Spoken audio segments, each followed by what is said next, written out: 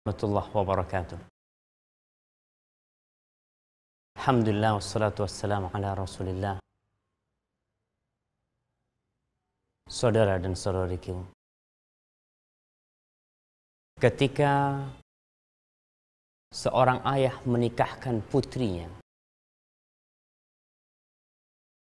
tatkala dia melepaskan buah hatinya kepada seseorang, harapan terbesar orang tua agar putri yang dia cintai dapat hidup berbahagia dengan calon suami. Dan tatkala pernikahan itu terjadi, seakan-akan beban yang selama ini ditanggung oleh ayah dan ibundanya itu terlepaskan. Tapi ternyata terkadang setelah pernikahan, setelah anak yang dicintai pindah dari rumah orang tua ke rumah suaminya, kebahagiaan yang diharapkan terkadang tidak dia dapatkan. Piring pecah, suara teriakan yang terkadang sampai didengar oleh tetangga. Itu terjadi.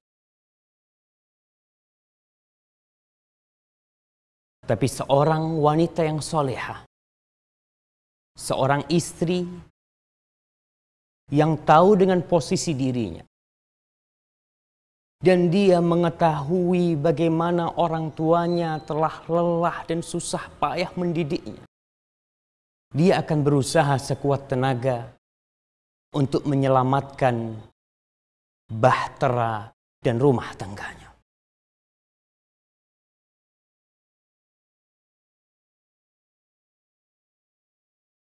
Tapi terkadang seorang itu tidak mampu untuk menanggung beban di rumah tangga. Tapi tetap seorang istri yang cerdas, dia akan berusaha tidak sampai ke telinga orang tuanya apa yang terjadi dengan dia. Dia akan berusaha untuk memperbaiki rumah tangganya, bahtera yang dia naiki dengan segala kekuatan dan memohon bantuan Allah Jalla Jalaluh. Dia tidak akan berkata kepada ibundanya, ayahandanya, Sudah cukup ayah dan ibundaku capek membesarkan aku. Kenapa harus aku berikan kepadanya beban ini? Simaklah sebuah cerita. Seorang syekh bercerita tentang kejadian yang terjadi di kota Jeddah. Di sebuah rumah tangga terjadi keributan, sehingga sang suami marah, lalu dia mengangkat tangannya menampar wajah istrinya.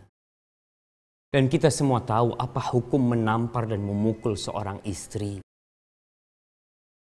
Islam tidak mengajarkan hal itu. Tapi sang suami karena khilaf, akhirnya dia menampar wajah istrinya dan sang istri menangis. Makhluk yang begitu lemah lembutnya ditampar dan Allah melarang untuk melakukan hal itu.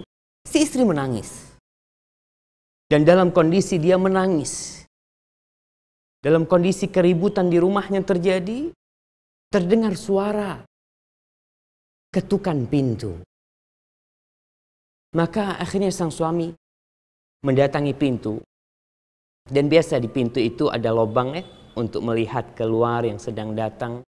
Subhanallah, bayangkan.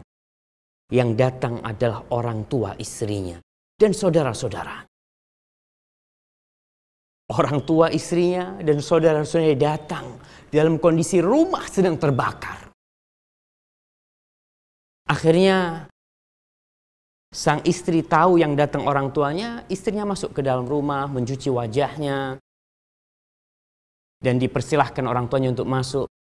Ketika ayah ibundanya masuk ke dalam rumah dan kerabatnya, Sang putri menghadapi bapak ibunda dengan air mata yang masih menetes di wajah. Sang ibu sama ayah tanya, "Nak, kenapa kau nangis, nak?" Sang anak mengatakan, "Ya Allah, Abah sama Umi, ya anak kangen sama Umi," kata dia. Anak kangen sama Umi. Ternyata Allah kirim Abah sama Umi ke sini, kata dia. Subhanallah. Sang suami yang awalnya berpikir habislah rumah tangganya, mendengarkan hal itu, sang suami keluar rumah. Dia berusaha untuk menjamu mertuanya, dia beli makanan di luar, mungkin di rumahnya nggak ada makanan. Dan sebelum sampai rumahnya, sang suami mampir ke toko emas. Dia beli emas, sabuk dari emas, seharga 1.000 real. Kira-kira 33 juta. Akhirnya dia pulang ke rumahnya, dia jamu orang tuanya, seakan-akan tidak ada apa-apa di rumah. Selesai ngobrol, makan, mertuanya pulang, sang suami mendatangi istrinya. Istri yang telah dia zalimi. Istri yang begitu cerdas dan bertakwa kepada Allah Jalla Jalaluhu. Dia berkata kepada istrinya. Dia memohon maaf kepada istrinya tentang apa yang dia lakukan. Lalu dia memberikan hadiah itu kepada istrinya sambil mengatakan, "Ini bukan apa-apa buat engkau. Anti tastahiqina ruhi." Engkau, wahai istriku, berhak mendapatkan nyawaku. Subhanallah. Kita lihat, berhak mendapatkan nyawanya. Karena kalau tidak, rumah tangganya hancur. Gara-gara masalah yang mungkin bisa diselesaikan. Maka harapanku kepada para wanita, bila ada masalah, cukuplah. Orang tuamu sudah capek. Selesaikan masalahmu sambil memohon bantuan kepada Sang Pencipta. Assalamualaikum warahmatullahi wabarakatuh.